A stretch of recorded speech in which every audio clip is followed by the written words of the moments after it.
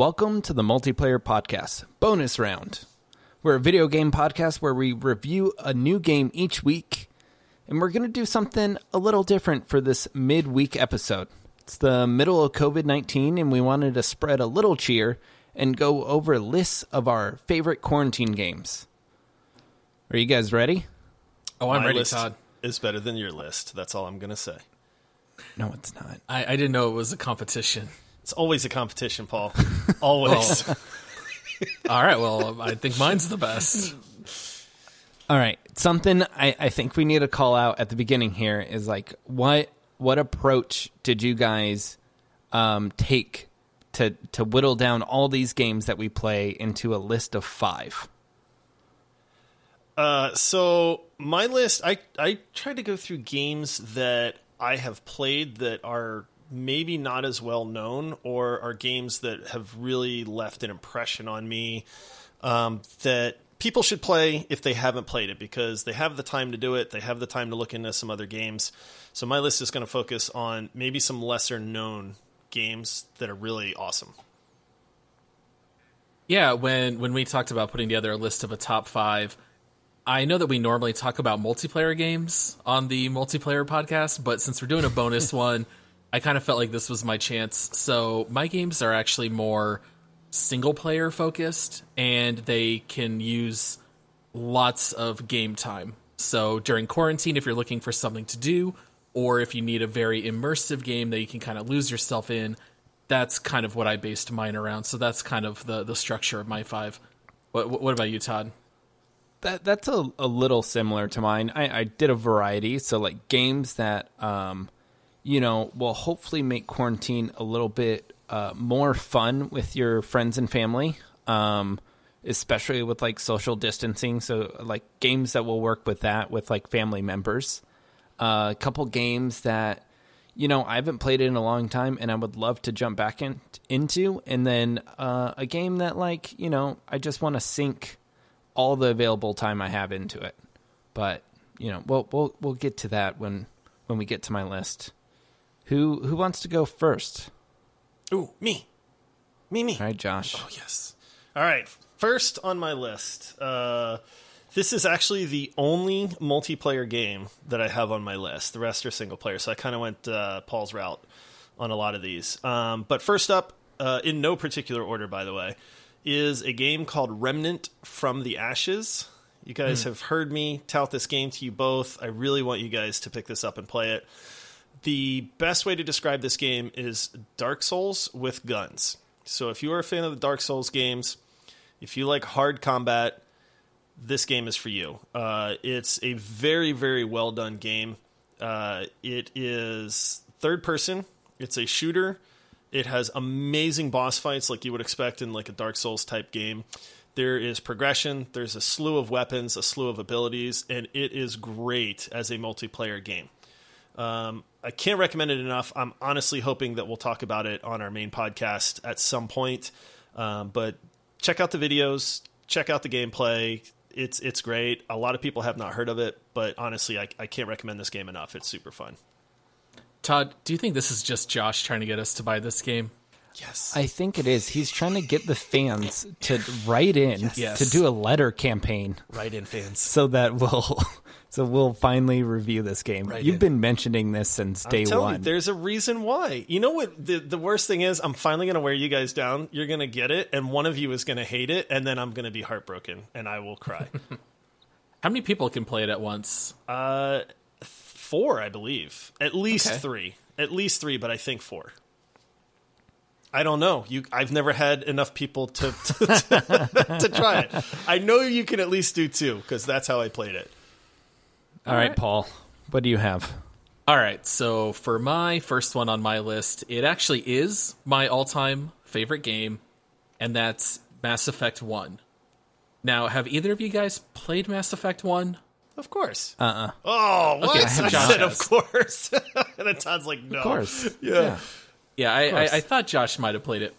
So, without exaggeration, I have played this game more than any other game in my life. I stopped counting how many times I played all the way through it. I would guess it's probably 15 or 16 full playthroughs, beginning to end. And the game is a little bit older, so you might wonder, well, how can a game from 2008 be all that fun to play today? Well, let me tell you guys, there is a fantastic mod community for Mass Effect 1. It's nexusmods.com. You can download new textures for the whole game that makes it look beautiful. Wow. It looks new and updated. The game is very, very cheap. You can buy it or you can play it on the Origin Access Pass. But if you are looking for storytelling, there's no better place to look than Mass Effect 1. It lays the foundation for the whole trilogy. The later installments maybe have better combat, but the first one has the best story by far. And if you're not familiar with the game, maybe just to give you the short pitch, basically it takes place in the near future, and humanity has discovered these mass relays that allow them to travel faster than light. It connects them with other alien civilizations, and they start to uncover these clues about an ancient alien race called the Protheans that built all these mass relays, but they disappeared suddenly, and you start discovering clues that maybe whatever wiped them out might be coming back around again. And so you kind of have to figure out what's going on, try to ward off whatever is coming, and it's just such a masterclass with mood and atmosphere. It's so easy to lose yourself in this game, learning the culture of the alien groups, the politics.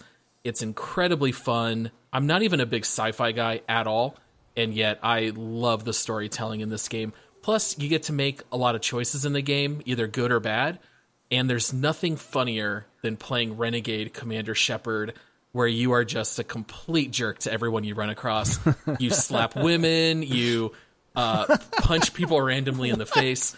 If you just go on YouTube and search for Commander Shepard is such a jerk, it'll be the best 7 minutes you'll spend that day. It's absolutely hysterical. Yeah, Nice. Mass Effect is a great game. I've played it, not near as much as you have, Paul, but I can definitely get behind that recommendation. It's a super good game. All right, guys. My first one, we've already covered it in an episode, so there's nothing to add. But it's Rust. If everyone's quarantined, you want to get that social interaction, and nothing's more social than Rust. I don't know if I agree with that take. If you want naked people rage, then yes, that's a great suggestion.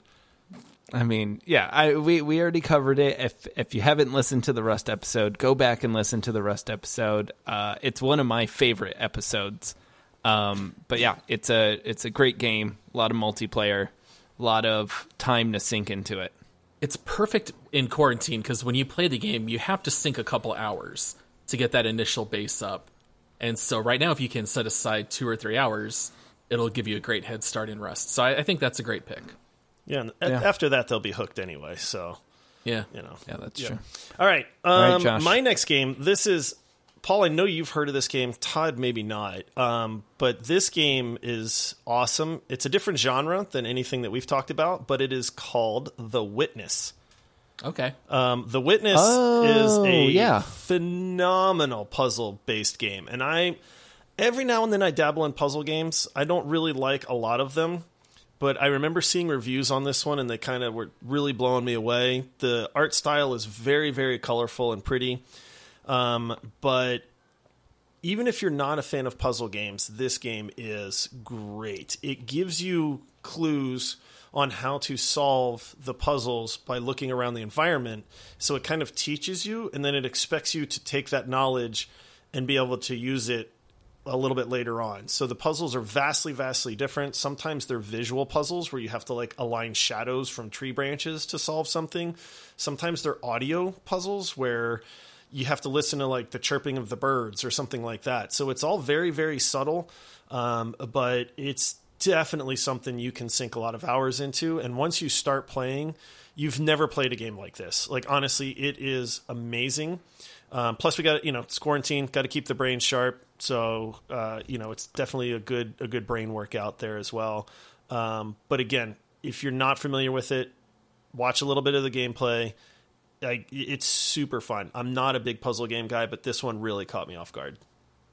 Cool. Yeah, no, I played through it. It's a lot of fun. It's one of those games where there's a couple moments where you get frustrated and you have to walk away, and then you kind of think about the puzzle overnight, and then you come back and then like figure it out the next day, and that's pretty rewarding as well. Yeah. All right. So my second pick, and I promise this is not going to be a trend for all of my picks, it's Mass Effect 2. All right? So look. Wait a minute. Look, you finish... Sensing a trend. You finish Mass Effect 1, which, by the way, if you do a 100% clear, it's probably 70 hours. Pop in the next one, because guess what? It has better combat. Your teammates are more fleshed out.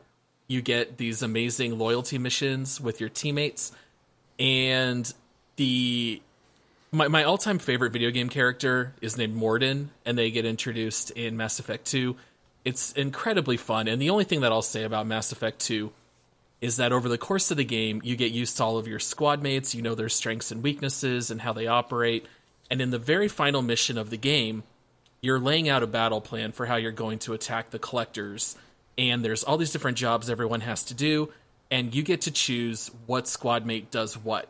And then as you're playing the final mission, it'll pause and give you cutscenes to how your squad mates are doing.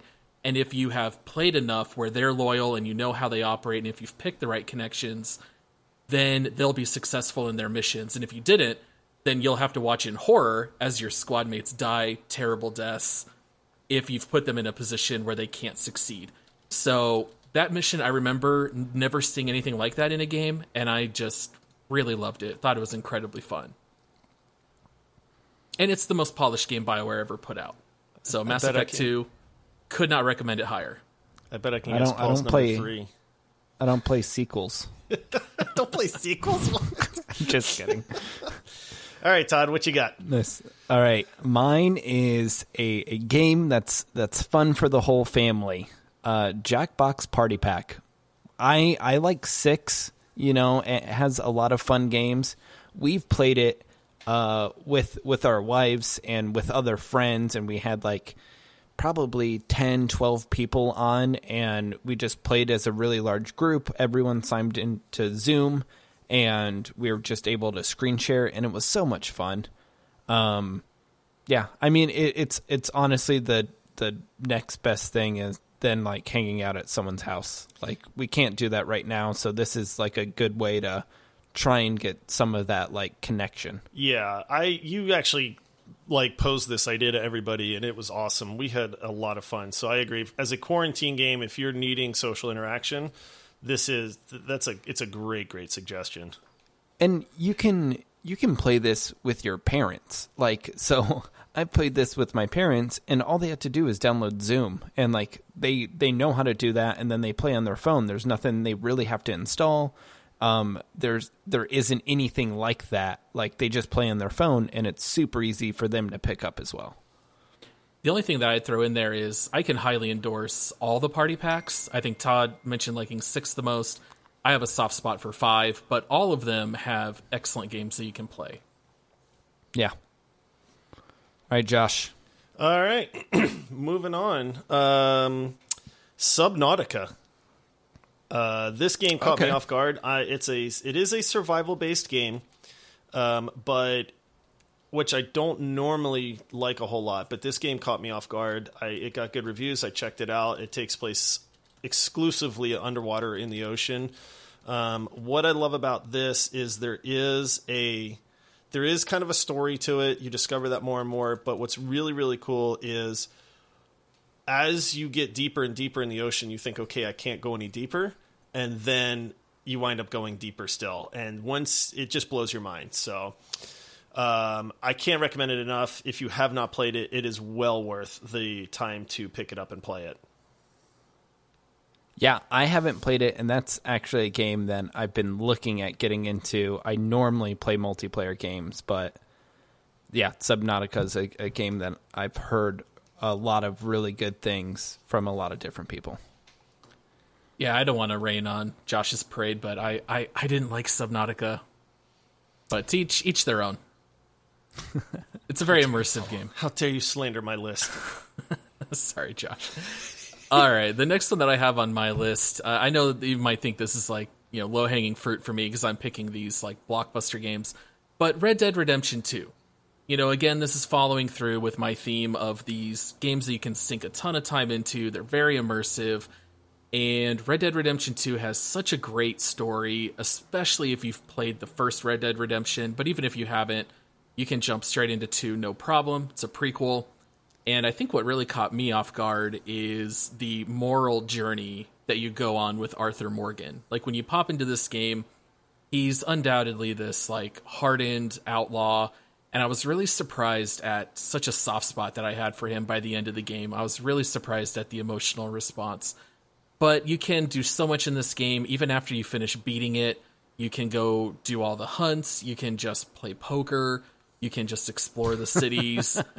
I mean, there's no shortage of things you can do in Red Dead Redemption 2. I don't really endorse the online. That's pretty limited. But even just the single-player campaign by itself, you can easily sink 100 hours plus in this game. And I think all three of us have played on PlayStation, right? Yeah. Because you can get on PS4. We played it when it came out, yeah. Yeah, you can play a PS4 or PC. That was the last game that I waited in line for. I actually went to like the midnight release and waited in line to get my copy. Yep. I did as well, yeah. Yeah. What year is it? So apparently the cool people go wait in line. I don't know about that All right, anymore. what you got, Todd? All right, guys. Until Dawn. Say what? It is a horror choose-your-own-adventure video game. I played it on PlayStation. It's a good one. It was so much fun. Basically, it's like a whole bunch of teenagers in a cabin, and then stuff starts to go wrong. You have to like make decisions, and then like every once in a while there'll be something that flies at you, and then you have to hit a button really quick, or else your character can die. And I think there's like 5 or 6 characters, and from my understanding, you can go through and survive with all of them or none of them or any variety of them. And everything that I've seen, like I've seen behind the scenes, and they like had people test play it and then measured how like their heart rate while they were playing the game. And if a certain aspect of the game didn't like make someone jump when they wanted them to, they went back to the drawing board and like retweaked that section.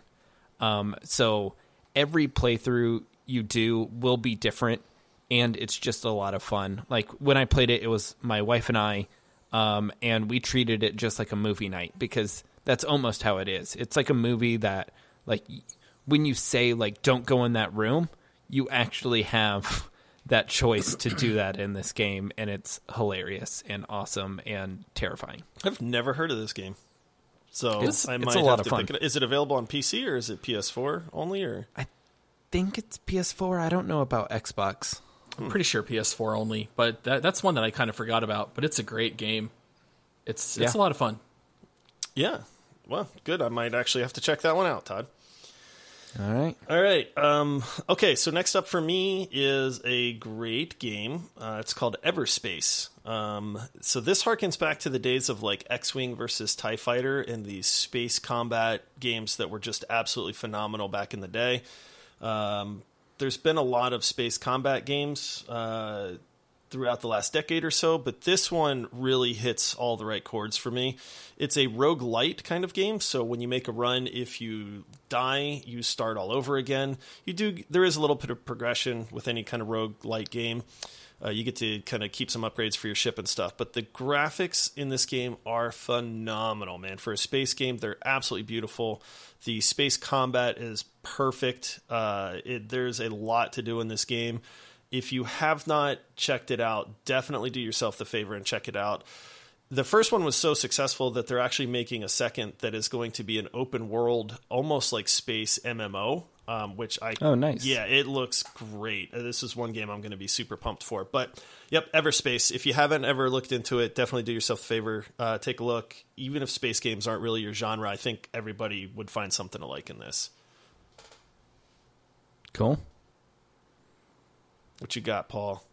Oh, am I up again? Yeah. All right, so Mass Effect 8. If there was an 8th, then yeah, I'd probably endorse it. All right, so the next one that I have here is Uncharted. Take your pick. They're all good. 1, 2, 3, 4, any of the other ones that have come out. You can actually play the first 3 of them on PC with PlayStation Now if you don't have a PlayStation. But these games are so much fun. I'm sure everyone's familiar with them. It's modern Indiana Jones. You get guns, you have fights, you also have puzzles. And so you kind of have that nice mix. It's also a little reminiscent of Tomb Raider, maybe, like the old Tomb Raider games. And plus, on top of that, they're actually making an Uncharted movie that's supposed to come out in 2021 with Tom Holland. Oh, yeah. So, that's going to be a prequel. It's going to be a young Nathan Drake. So if you want to catch up on these games, kind of understand the character, how it works, if you're a fan of Indiana Jones, no question you would love Uncharted, and that's a great one to check out. All 4 of them are relatively short, but I do think that they have high replayability as well. They're just so much fun. Cool. Never played any of them. I had a lot of fun. I think I played 3. I don't know why I didn't play any of the other ones, but yeah. Yeah, I know. Surprising, but I've never played any of them, and I hear they're phenomenal. And I have a PS4. And wow, and you never played Uncharted 4? I've never touched them. I know. Can you pick up 4 without any of the prior ones? Yeah. And I remember Uncharted 4 prior to quarantine. I remember seeing it at GameStop months ago for like $3.99 because they have so many copies. Yeah. So I bet you could probably buy a used one online super cheap. GameStop is probably an essential store, too. They think they are, for sure. Yeah. For reasons like this, guys. Yep. All right. My next one, Kerbal. Like, I love Kerbal. I think it's so much fun. Josh was saying earlier, you need games to keep your brain sharp. This will do it. You will get, it's like an entry level class into physics. Like, you'll understand like trajectories and when to do like ascending or descending burns and like how to manage fuel efficiency, and it's very complicated but so much fun and is pretty rewarding when you finally get that objective or mission that you've been trying to do. That's another game I need to play. I've actually been meaning to try that game, so honestly, just go on YouTube and look up Kerbal tutorials and just watch a couple. And if they're interesting and you're following along and you think it's fun, then like I think it's worth picking up. And then if you don't, then like that's all the game is. Like, it's an open sandbox. There's very little guidance. You do unlock like bigger and bigger parts for spacecrafts, but it's basically like a sandbox where you can build a huge rocket ship and fly it at Jupiter if you have enough gas. I got plenty of gas, Todd. Yeah, I knew that was coming. There we go. All right. Okay, so I'm going to cheat a little bit here. I was going to recommend Witcher 3. If you have not played this game, if you have not played this game, there's a reason that it is known as one of the best video games ever made. Like, honestly, if you look up any gaming list of like best game of the last 2 decades, Witcher 3 is on there.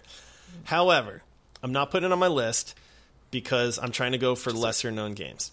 So your list has 6 games now. So I said I was cheating a little bit, right? So the other game on my actual list here is Divinity Original Sin 2. So Yep. I don't know. A lot of people have heard of these series, but have not looked into them. You can pick up 2 right away. You don't need a history on the original Divinity, Original Sin. But this game is phenomenal. It is one of the best RPGs made out there. The best tactical combat, hands down. There are so many different things you can do in the combat portion of this game. Amazing character development. Great storyline. I mean, there's probably 80 to 100 hours of gameplay if you want that much of it. It doesn't get old. It's extremely well done. I'm not a huge fan of isometric, like top-down view type role-playing games. And so that just kind of speaks how good this game really is, because that doesn't bother me in the least. So again, if you really want something to sink your time into and you like role-playing games, this is definitely one for the ages. Do yourself the favor and look into it. All right, for my last game, I'm so excited to talk about this, guys, because I know I'm not going to get a chance on the regular multiplayer podcast. It is Heavy Rain. Oh, okay. Probably yes. not a surprise to Josh. I know both of you guys have played it. I've played it with Josh, just watching Josh play Which through, was great, by the way. because I love it so much, and it's so fun to watch someone who's never played it before and just watch the choices they make and what they do. So Heavy Rain is not so much a game. Similar to Until Dawn, it's more of an interactive movie. And guys, this is a dark game, subject matter-wise. I mean, Josh probably remembers. The game opens with the death of a 10-year-old child on his birthday, where the father loses his son in the mall. He gets hit by a car, and then he dies. And then a couple months later, the father's other son is kidnapped by a serial killer called the Origami Killer. And it turns out that the killer is drowning children in rainwater. All right, so this is not for the light of heart, but it is incredibly immersive. And to me, the highs of this game are higher than any other game. I mean, come on, Josh. Is there any moment in particular that stands out to you from Heavy Rain? There's a lot of them. Honestly, this was so... What was cool about this, and Paul's not lying, he loves this game this much, is he actually set up for me to go over to his house and play this game at his house so that they could watch me play to see what choices like I made and what the results of those were. So it's really, really good. It is old, but it's really good. And I don't know that there's another game out there that's really comparable to it. Yeah, so basically you play as 4 different characters: the father of the kidnapped child, an FBI profiler, a private investigator, and a reporter.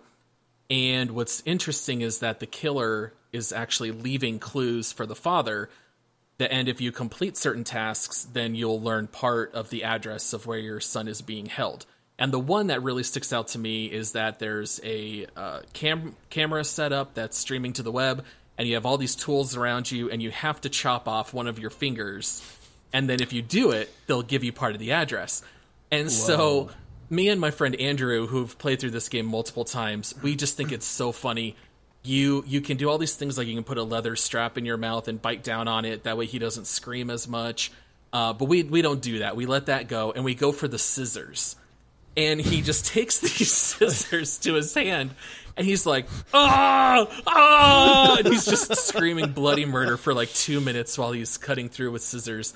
And then you can cauterize the wound, but we don't do that either. And if you don't do that, if you just chop it with the scissors, you get an achievement called Butcher, which just really cracks me up. But this game is amazing. It's similar to Until Dawn. There's no game over screens. You can let everyone die in the game. Everyone can just get killed, and you won't find the killer. You can play through and lose 1 or 2 characters, and you can still finish it. So it's highly replayable, and sometimes you'll intentionally lose parts just to see how it impacts the story. And it's a ton of fun. I couldn't recommend it more, and it is remastered, even though it's older. So you can play it on PS4 or PC. Great experience. Very mature subject matter, not one I'd play in front of the kids. Don't play that one with your kids, but it's very worth checking out, that's for sure. That ESRB rating has all the letters. Yeah. All right, Todd, what's your final one? All right, the final and best game, because it's the last one out of all of these. Fable 2. Okay. Wow. All right, there's a throwback. Either of you say something wrong about Fable 2. It is I love a all the perfect Fables. game. Yeah, it's great. That's a name I haven't heard in a while. I know, but if you have the time, like I'm honestly considering going back, buying Fable 2, and just playing through it. It's such a fun game. Like, I love the elements of, like, you know, in a lot of these games we read out, like, you can choose your path, and in this one, it's like you can be a good guy or a bad guy. And this is the first game I remember where if you start stealing a whole bunch of stuff, your guy will, like, grow devil horns, and he'll start to turn black, and then you're like, all right, I need to stop stealing because children in this game are literally afraid of me. Yeah, you worked hard for that. Why would you change it? And then it's like, all right, I need to start, you know, doing good things to offset it. And it's like, you know, they have that, like, moral compass in it, which is funny because, like, in Fallout or other games, there's no repercussions, but in this one, like, the universe around you actually, like, is impacted by it. But I don't know. I love it, Yeah, guys. Fable is a good series. It's funny. I have not heard that name in quite some time. Yeah. So, well, good, man. You know what I might do is I might actually post our lists on Twitter and see what the fans think who has the best list on there. Sure. Put Do up it. with a Yeah. poll. Yeah. Easy. Except I'm going to lose because I suggested really not well-known games either. So I'll take Paul's the hit. going to get all the Mass Effect I know, fans. right? Yeah. Yeah, and Red Dead. Yeah. Well, there you guys go. Plenty of options that you can go download, and a lot of those are pretty cheap. I love the lots fact of options. that you guys actually suggested games that I've either been meaning to play or have not heard of that I should check out. So I actually learned something tonight. Yeah. All right, guys. Well, check us out on Twitter. Look for the list, and then we'll see you next week. Bonus round. Happy gaming, everyone. See you next See you time. guys. Yep. See you guys.